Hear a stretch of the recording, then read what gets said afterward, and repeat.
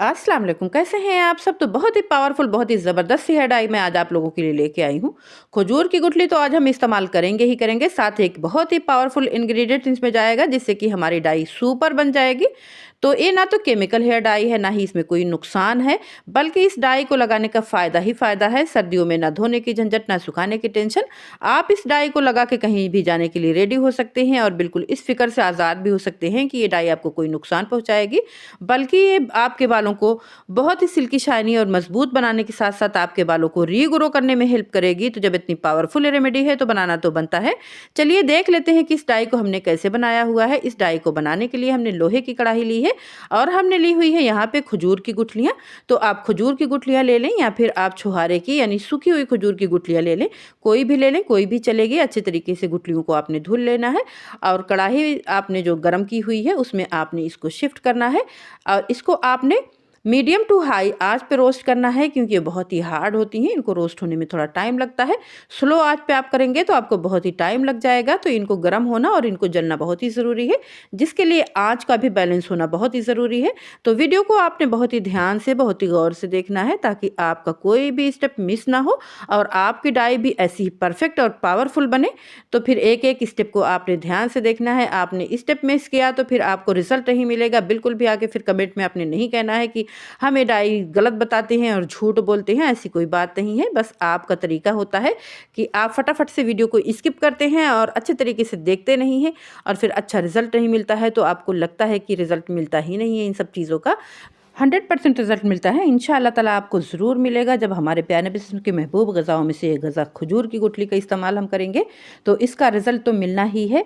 खजूर में भी बेशुमार फ़ायदे होते हैं तो उसकी गुठलियों में भी बेशुमार फ़ायदे होते हैं। यहाँ पे देखिए गुठलियाँ जैसे जैसे यहाँ पे रोस्ट हो रही हैं, इसमें से कितना सारा ऑयल रिलीज़ हो रहा है। तो इसका पिगमेंट, इसका ऑयल रिलीज़ होगा और ये धीरे धीरे हमारी खजूर की गुठलियाँ डाई की तरफ कन्वर्ट होना शुरू हो जाएंगी। तो यहाँ पे देखिए इसका ऑयल जो रिलीज़ होगा ये खुश्क होना शुरू होगा, ये जलना शुरू होगा, धुएं बहुत उठेंगे और ये धीरे धीरे ना कोयले की तरफ ब्लैक होना शुरू हो जाएगी। तो इसको हमने कोयला ही बनाना है, इसको राख नहीं बनाना है लेकिन कोयला बनाना है। आप चेक करें यहाँ पे, लेकिन आपने बड़ी एहतियात करनी है। ऑयल में बहुत ही ज़्यादा तेज़ी होती है तो आपकी उंगलियों को जला देगा। यहाँ पे हम अपनी उंगलियों को जला भी बैठते हैं आपको दिखाने के लिए।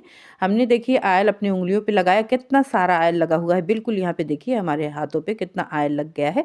तो खजूर की गुठलियों से आपको तो यकीन नहीं होगा ना कि इतना सारा ऑयल भी रिलीज़ होता है। तो इसी तरीके से इसकी गुठलियों की बहुत ही ज़बरदस्त डाई भी बनती है, बहुत ही ज़बरदस्त सूरमा भी बनता है। इन गुठलियों की बहुत ही ज़बरदस्त काफ़ी भी बनती है, बहुत ही ज़्यादा चीज़ें बनती हैं। इनका मंजन भी बनाया जाता है। तो फिर आप ना इन गुठलियों की फ़ायदे से इनकार बिल्कुल भी नहीं कर सकते, बहुत ही ज़्यादा फ़ायदेमंद होती हैं। तो आप इस गुठली के इस्तेमाल से हेयर डाई जब बनाएंगे तो इंशाअल्लाह रिज़ल्ट 100% मिलेगा। आपके बाल सिल्की शाइनी मज़बूत होंगे, डैंड्रफ भी बिल्कुल ख़त्म हो जाएगा और बिल्कुल आपके बालों से सारे इन्फेक्शन भी दूर हो जाएंगे इंशाल्लाह ताला। बस आपने इसको यकीन के साथ इस्तेमाल करना है। यहाँ पे देखिए जैसे ही चम्मच मैंने मारा ये 2 टुकड़े में तकसीम हो गई है।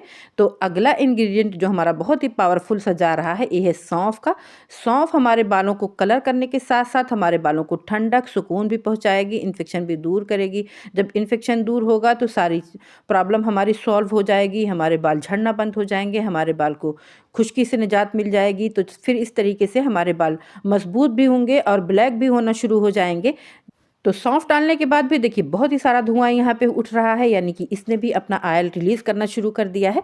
इस तरीके से जलना शुरू हो गई हैं। तो फिर हमने इसको आँच को थोड़ा सा मीडियम कर देना है और फिर उसके बाद हमने इसको भूनना है। तो यहाँ पे देखिए सौंफ बहुत ही तेज़ी से फूल गई है और यहाँ पे इसका सूरमा देखिए कितना ज़बरदस्त बन रहा है। थोड़े बहुत अगर आपको ज़रात नज़र आएँ तो थोड़ी देर तक और आपने इनको रोस्ट कर लेना है, लेकिन यहाँ पे बहुत ही अच्छे तरीके से हमारा सूरमा तैयार हो गया है। तो 1 मिनट तक तकरीबन इसे हम और रोस्ट करेंगे और उसके बाद हम आँच को बंद करेंगे। तो जब भी कोई भी चीज़ जब हम रोस्ट करते हैं ना, उसको जब ठंडा करते हैं तो वो और अच्छे तरीके से पिसती हैं और अच्छे तरीके से उनका सूरमा बनता है। तो आपने गरम गरम ही नहीं, थोड़ा सा ठंडा करने के बाद इनको अच्छे तरीके से मैश करना है, लेकिन बहुत ही ज़्यादा देर तक नहीं आपने छोड़ देना है, कि ये सील ही जाएँ। तो आपने जब ये क्रिस्पी रहें उतनी देर रहते ही आपने इनका चूरमा बना लेना है, यानी 4 से 5 मिनट तक या हद से हद आधे घंटे तक आपने छोड़ देना है और उसके बाद आपने इनको अपना पीस के रख लेना है। फिर उसके बाद आप इसको इस्तेमाल कर सकते हैं। यहाँ पे देखिए उँगलियों पे मैंने प्रेस किया, बहुत ही अच्छे तरीके से प्रेस हो गई, बिल्कुल बारीक सा चूरमा बन रहा है। और यहाँ पे देखिए गुठलियाँ भी कैसे 2 टुकड़े में तक़सीम हो रही हैं बहुत ही अच्छे तरीके से। तो हमने जब इसको पीसना है ना, तो गुठलियों को पहले अलग करके इनको पीस लेना है, उसके बाद हम सौंफ को इसमें शामिल करेंगे।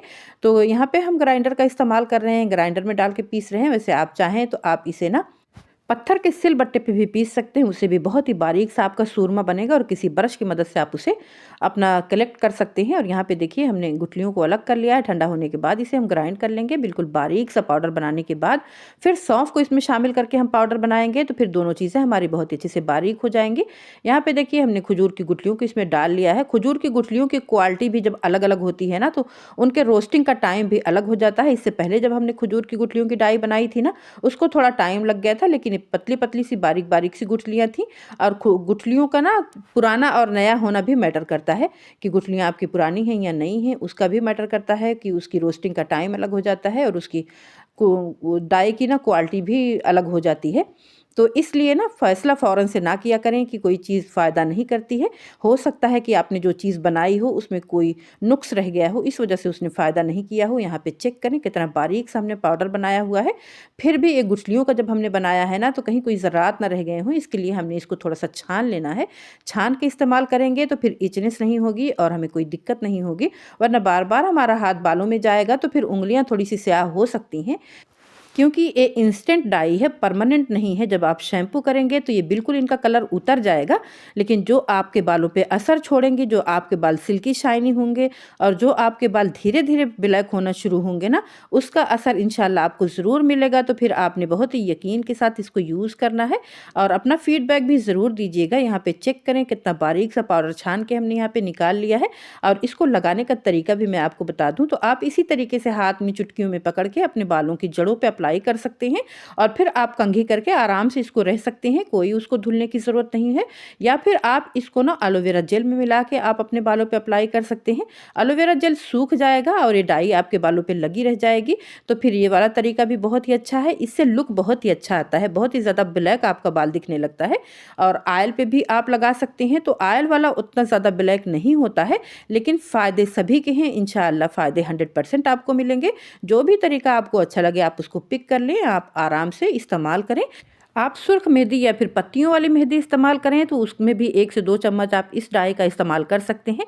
इससे आपकी मेहंदी का कलर सुर्ख नहीं बल्कि स्याही माइल होगा, बिल्कुल स्याह भी नहीं होगा। मैं बिल्कुल भी आपसे झूठ नहीं बोलूँगी, बिल्कुल ही स्याह नहीं हो जाएगा, लेकिन स्याही माइल होगा, सुर्खी टाइप नहीं होगा। तो फिर आपको जो भी तरीका अच्छा लगे इस्तेमाल करें और फीडबैक भी अपना के ज़रूर दें। आपके कमेंट का, आपके फीडबैक का इंतज़ार रहेगा।